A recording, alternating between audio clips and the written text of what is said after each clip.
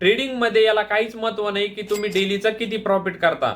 आपल्याला हे बघणं गरजेचं आहे की मंथ एंडला आपण प्रॉफिट मध्ये का लॉस मध्ये. तुम्ही कोणती पण स्ट्रॅटेजी शिका, किती का महागडी स्ट्रॅटेजी शिका, जर का तुम्हाला रिस्क मॅनेजमेंट येत नसेल तर तुम्ही प्रॉफिटेबल ट्रेडर बनू नाही शकत. तुम्ही काय कोणीच प्रॉफिटेबल ट्रेडर नाही बनू शकत जर का त्याला रिस्क मॅनेजमेंट येत नसेल तर. कारण की स्ट्रॅटेजीचा काही ना काहीतरी विनिंग रेट असतोय, म्हणजेच तिची काही ना काहीतरी अॅक्युरेसी असती. ती 7 ते 70% असते बघा, 60% नाही तर 70% असते. आपण जर का याचं एक उदाहरण घेतलं तर 10 ट्रेड पैकी आपले 6 प्रॉफिट मध्ये असते आणि 4 लॉस मध्ये असते. तर आपण या रिस्क मॅनेजमेंटला पूर्ण डिटेल मध्ये बघणारे ते आपण बघणारे बघा 6 पॉईंट मध्ये. आणि जो आपला लास्टचा पॉईंट आहे तो सगळ्यात मेन पॉईंट आहे, त्यामुळे या व्हिडिओला एंड पर्यंत बघा. तर चला बघूया आपला पहिला पॉईंट कोणता आहे. बरेच जण काय करतात बघा, स्टॉप लॉस लावतच नाही. त्यांना काय वाटतं, ज्या स्टॉक मध्ये त्यांनी एंट्री घेतलेली तो पहिले खाली जाईल, त्यांचा स्टॉप लॉस हिट करेन आणि त्यानंतर तो त्यांचा टार्गेट देईन. त्यांना तसं वाटतं आणि ते काय करते, त्यांचा लॉस होल्ड करून ठेवतात. लॉस होल्ड केल्यामुळे तिथं त्यांचा सगळ्यात जास्त लॉस होतो. आपण याचं एक उदाहरण बघू. कॅपिटल आहे बघा आपल्याकडे 50,000 रुपये, त्यावर आपण 5 ट्रेड घेतले. पहिल्या ट्रेड मध्ये आपला 1,000 रुपयाचं प्रॉफिट झालंय, दुसऱ्यामध्ये पण 1,000 रुपयाचं प्रॉफिट झालं, तिसऱ्यामध्ये पण 1,000 रुपयाचं प्रॉफिट झालं आणि चौथ्यामध्ये पण 1,000 रुपयाचं प्रॉफिट झालं. आणि जो आपला 5वा ट्रेड आहे तिथं आपण बघा बाय साईड साठी प्लॅन केलेला आहे तो. तिथं काय झालंय बघा, एक रेड बिग कॅन्डल फॉर्म झाली, म्हणजेच एक लाल मोठी कॅन्डल तिथं बनलेली. तिथं आपला लॉस झाला बघा 6,000 रुपयाचा. तर आपले एवढे प्रॉफिट होऊन पण आपला लॉस आता किती झालाय ओव्हरऑल 2,000 रुपयाचा. त्यामुळे जर का तिथं आपण स्टॉप लॉस लावला असता तर आपला इथं लॉस झाला असता बघा 1,500 रुपयाचा. पण इथं आता त्या जागी आपला लॉस झालाय 6,000 रुपयाचा. याच्यामुळे मित्रांनो स्टॉप लॉस लावत जायचा. जसं स्टॉप लॉस लावणं गरजेचं आहे तसंच आपल्याला रिस्क पर ट्रेड हे माहितीच पाहिजे. रिस्क पर ट्रेड म्हणजे काय, प्रत्येक ट्रेड मध्ये आपण किती लॉस घेतला पाहिजे त्याच कॅल्क्युलेशन म्हणजे रिस्क पर ट्रेड आहे बघा. आपल्याकडे 50,000 रुपये कॅपिटल आहे आणि पहिल्याच ट्रेड मध्ये आपण जर का 25,000 रुपयाचा लॉस घेतला तर आपलं कॅपिटल तिथंच अर्ध होऊन जाईल. आणि त्यांनी काय होईल, आपली सायकोलॉजी खराब होईल आणि आपल्याला पुढे ट्रेडिंग करायला अडचण येईल आणि आपण एवढा लॉस एकदाच रिकव्हर पण नाही करू शकत. त्यामुळे आपल्याला काय करायचंय, रिस्क पर ट्रेड अनुसारच आपल्याला तिथं ट्रेडिंग करायची. आपल्याला काय करायचं, आपला 50,000 रुपये कॅपिटल आहे, आपल्याला त्याच्यावर फक्त 2%च आपलं रिस्क घ्यायचंय. आणि 2% किती आहे, 1,000 रुपये. आपल्याला तेवढंच रिस्क घ्यायचंय आणि त्याच्यावरच ट्रेड करायचा आहे. जर का आपला स्टॉप लॉस तिथं मोठा होत असेल तर आपण तिथं ट्रेड नाही करणार. असंच मित्रांनो रिस्क पर ट्रेड कॅल्क्युलेट करते. रिस्क टू रिवॉर्ड रेशो म्हणजे एका ट्रेड मागे आपण किती लॉस घेतला पाहिजे आणि किती प्रॉफिट घेतला पाहिजे. सगळ्यात चांगलं रिस्क टू रिवॉर्ड रेशो आहे बघा 1:2 आणि 1:3. 1:2 मध्ये आपण 1,000 रुपयाचं रिस्क घेतोय आणि 2,000 रुपयाचं प्रॉफिट घेतोय. आणि 1:3 मध्ये आपण 1,000 रुपयाचा लॉस घेतोय आणि 3,000 रुपयाचं प्रॉफिट घेतोय. जर एखाद्या ट्रेड मध्ये आपला जास्त मोठा स्टॉप लॉस होत असेल तर तिथं आपण ट्रेड नाही करणार. थोडाफार मोठा होत असेल, समजा 1,000चा 1,200 होत असेल तर आपण तिथं ट्रेड करतो. पण जर का त्यापेक्षा मोठा होत असेल तर आपण तिथं ट्रेड नाही करणार. आणि मित्रांनो याच्यामध्ये आपण 1:1चं पण प्रॉफिट घेऊ शकतो, म्हणजे 1,000 रुपयाच्या लॉसवर 1,000 रुपयाचा प्रॉफिट पण आपण घेऊ शकतो. तर आता बघू आपण पोझिशन सायझिंग, हे सगळ्यात मेन कन्सेप्ट आहे बघा आपल्या रिस्क रिवॉर्ड रेशोचा.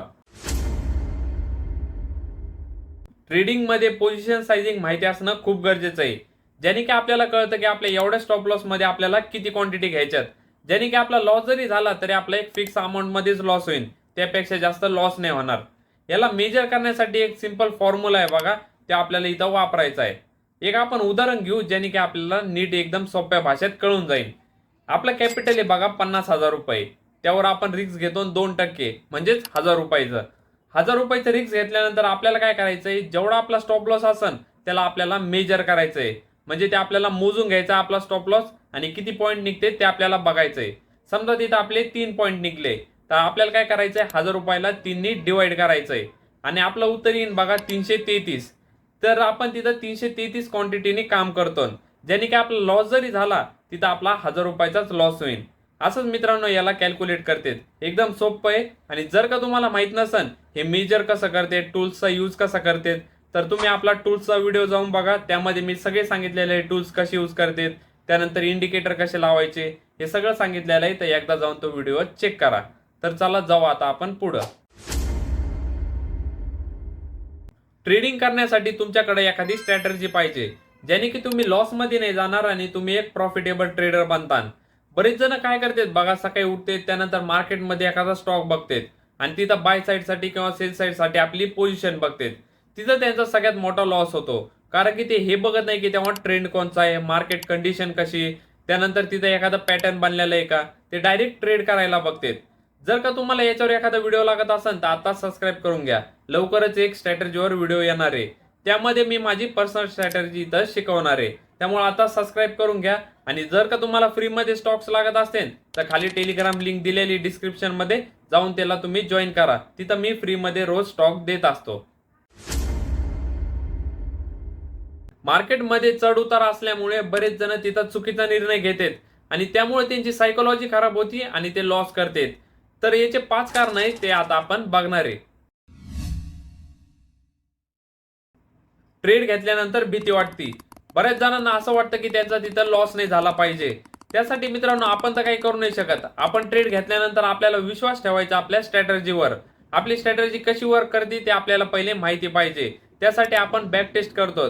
बॅक टेस्ट केल्यानंतर आपल्याला कॉन्फिडन्स येतो आणि त्यानंतर आपण तिथं ट्रेड घेतल्यानंतर आपल्याला भीती वाटत नाही. मित्रांनो एवढी एक गोष्ट आपल्याला लक्षात ठेवायची.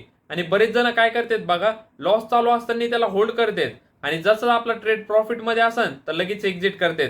आपल्याला तसं न करता आपलं फिक्स लॉस आणि फिक्स टार्गेटच घ्यायचंय, त्यानंतरच आपल्याला तिथं एक्झिट करायचंय. प्रॉफिट चालू असताना बऱ्याच वेळ त्याला होल्ड करणे. आता बरेच जण काय करतात बघा, समजा त्यांना प्रॉफिट चालू आहे, त्यानंतर त्यांचं टार्गेट हिट झालं. टार्गेट हिट झाल्यानंतर पण ते स्टॉकला होल्ड करून ठेवतात आणि त्यानंतर तिथून स्टॉक रिव्हर्स होण्याचे चान्सेस असतात. तिथून स्टॉक रिव्हर्स होतो आणि त्याचा स्टॉप लॉस हिट करतो. म्हणजे तिथं बघा, आता जे आपलं प्रॉफिट होतं ते लॉस मध्ये कन्वर्ट झालेलं आहे आणि आपण तिथं लॉस मध्ये जातो. त्यामुळे आपल्याला इथं फिक्स टार्गेट आणि फिक्स लॉस वरच काम करायचंय. जी आपली स्ट्रॅटेजी असेल त्यानुसार आपण तिथं काम करतो. कॉन्फिडन्स असणं चांगली गोष्ट आहे, पण आपल्यामध्ये ओव्हर कॉन्फिडन्स नाही पाहिजे. आता काही जण काय करतात बघा, समजा त्यांचे 2 ट्रेड प्रॉफिट मध्ये निघाले तर त्यांना वाटतं मी प्रॉफिटेबल ट्रेडरच झालो. त्यानंतर ते तिसरे ट्रेड मध्ये जास्त क्वांटिटी घेतात आणि तिथं त्यांचा सगळ्यात जास्त लॉस होतो. तिथं लॉस झाल्यानंतर बघा मित्रांनो, जे आपले 2 ट्रेड होते त्यांनी जेवढं प्रॉफिट नाही दिलं त्यापेक्षा जास्त तर एका ट्रेडनेच लॉस केलेला आहे.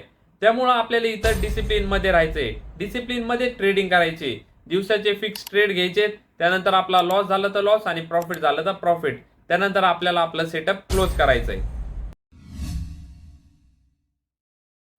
बदला घेणं म्हणजेच रिव्हेंज ट्रेडिंग. आता काही जण काय करतात बघा, समजा त्यांचा स्टॉप लॉस हिट झाला तर ते डायरेक्ट तिथं ऑपोजिट साईडला त्यांची एंट्री टाकतात. त्यांनी काय होतं बघा, तिथं सगळ्यात मोठा लॉस होण्याची शक्यता असते. ते काही बघत नाही तेव्हा मार्केट कंडिशन कशी, तिथं त्यांचा सेटअप बनलेला आहे का, त्या स्टॉक मध्ये काही न्यूज आहे का, ते काही न बघता डायरेक्ट एंट्री टाकतात आणि तिथं त्यांचा लॉस होतो बघा. आपल्याला काय करायचं, आपल्या सेटअपवरच काम करायचंय. जिथं सेटअप बनन तिथंच आपण एंट्री टाकतो, नाही तर आपण तिथं ट्रेड नाही करणार. FOMO, fair of missing out.